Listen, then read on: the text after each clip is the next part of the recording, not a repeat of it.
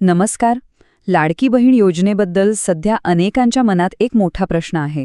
तो म्हणजे योजनेचे पैसे खात्यात यायचे अचानक बंद झाले आहेत. तर हे पैसे का थांबले? यामागे नेमकी काय कारणं असू शकतात? चला, आज आपण याच सगळ्या प्रश्नांची उत्तरं सोप्या भाषेत समजून घेऊया. हो, बरोबर. हाच तो प्रश्न आहे ज्यामुळे अनेक लाभार्थी भगिनी काळजीत पडले आहेत. दर महिन्याला खात्यात येणारे पैसे अचानक थांबले की मनात शंका येतेच की आपण या योजनेतून अपात्र तर झालो नाही ना. आणि खरं सांगायचं तर ही चिंता अगदी स्वाभाविक आहे. तर आपण नेमकं हेच समजावून घेणार आहोत की हे हफ्ते थांबण्यामागचं कारण काय आहे.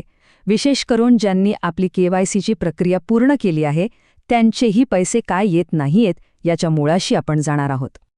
पण एक गोष्ट सुरुवातीला स्पष्ट करतो, ही माहिती खास त्या लाभार्थी महिलांसाठी आहे ज्यांचे हप्ते अचानक बंद झाले आहेत. ज्यांना नियमितपणे योजनेचा लाभ मिळत आहे त्यांनी उगाच काळजी करण्याचं काहीच कारण नाही.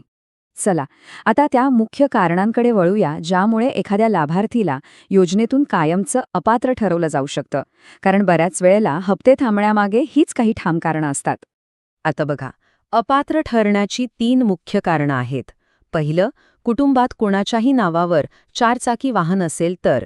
दुसरं, कुटुंबातला कोणताही सदस्य जर इन्कम टॅक्स रिटर्न म्हणजे ITR भरत असेल तर. आणि तिसरं महत्त्वाचं कारण म्हणजे एकाच रेशन कार्डवर जर 2 पेक्षा जास्त लाभार्थी असतील तर. यापैकी एक जरी गोष्ट लागू होत असेल तर हप्ते कायमचे बंद होऊ शकतात. इथे एक महत्त्वाचा फरक समजून घ्या. हप्ते थांबण्याचे 2 प्रकार असू शकतात. एक म्हणजे तात्पुरते थांबलेले हप्ते, जे KYC मधले एखाद्या लहान-सहान दुरुस्तीनंतर परत सुरू होऊ शकतात.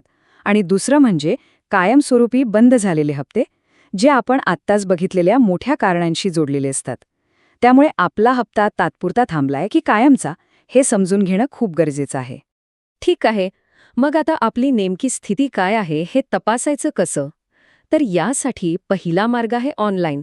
ज्यांच्याकडे योजनेच्या पोर्टलचा लॉगिन ID आणि पासवर्ड आहे ते अगदी घर बसल्या आपलं स्टेटस तपासू शकतात. प्रक्रिया तशी खूप सोपी आहे. लाडकी बहीण योजनेच्या अधिकृत वेबसाईटवर जायचं, तिथे आपला ID आणि पासवर्ड टाकून लॉगिन करायचं आणि मग अर्जाच्या स्टेटसमध्ये रिमार्क्स किंवा शेरा म्हणून एक जागा दिसेल, ती तपासायची. या रिमार्क्समध्ये जर अप्रूव्ड ॲट डिस्ट्रिक्ट लेव्हल म्हणजे जिल्हा स्तरावर मंजूर असं लिहिलेलं दिसलं ना, तर समजून जा की अर्जामध्ये कोणतीही अडचण नाही आणि काळजी करण्याची बिलकुल गरज नाही. पण आता प्रश्न येतो की ज्यांच्याकडे लॉगिन ID नाही त्यांनी काय करायचं? तर काळजी करू नका. त्यांच्यासाठी सुद्धा एक मार्ग आहे, तो म्हणजे ऑफलाईन. म्हणजेच थेट कार्यालयात जाऊन तपासणी करता येते. यासाठी आपल्याला आपल्या जिल्ह्याच्या ठिकाणी जे महिला बाल विकास अधिकारी कार्यालय आहे तिथे जावं लागेल.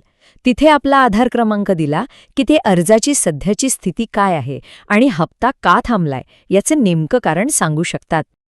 पण इथे एक गोष्ट अत्यंत महत्त्वाची आहे जी लक्षात ठेवायलाच हवी. ती म्हणजे ही माहिती घेण्यासाठी स्वतः लाभार्थी महिलेलाच त्या कार्यालयात जावं लागेल. त्यांच्या जागी घरातला दुसरा कोणी सदस्य गेला तर त्यांना माहिती दिली जाणार नाही. तर ऑनलाईन किंवा ऑफलाईन तपासणी केल्यावर आपल्याला एक अंदाज येईल. आता आपण या विश्लेषणाच्या सगळ्यात शेवटच्या आणि महत्त्वाच्या टप्प्याकडे जाऊया की पुढे काय होऊ शकतं. हा आकडा नीट लक्षात ठेवा. 4 ते 5 महिने. जर हप्ते थांबून इतका कालावधी झाला असेल तर या आकड्याला खूप महत्त्व आहे. हे वाक्य फार महत्वाचं आहे. यात असं म्हटलंय की जर KYC पूर्ण झालेली आहे आणि तरीही 4 ते 5 महिने खात्यावर हफ्ता आलेला नसेल तर याचा स्पष्ट अर्थ असा होतो की पुढेही लाभ मिळण्याची शक्यता जवळपास नाहीये. हा एक मोठा आणि महत्वाचा संकेत आहे. तर या सगळ्या चर्चेचा सार काय? मुद्दा असा आहे की जर हप्ता बंद होऊन 4-5 महिन्यांपेक्षा जास्त वेळ झाला असेल आणि अपात्रतेच्या 3 कारणांपैकी एखादं कारण लागू होत असेल तर मग हप्ते थांबणं हे तात्पुरतं नाही तर ते कायमस्वरूपी असण्याचीच शक्यता जास्त आहे. आणि म्हणून शेवटी एकच प्रश्न उरतो जो प्रत्येकाने स्वतःला विचारायला हवा. आजपर्यंत मिळालेल्या माहितीच्या आधारे आणि योजनेच्या अधिकृत नियमानुसार आपली पात्रता आजही टिकून आहे का? कारण ह्याच एका उत्तरावर योजनेच्या पुढील लाभाचं सगळं भविष्य अवलंबून आहे.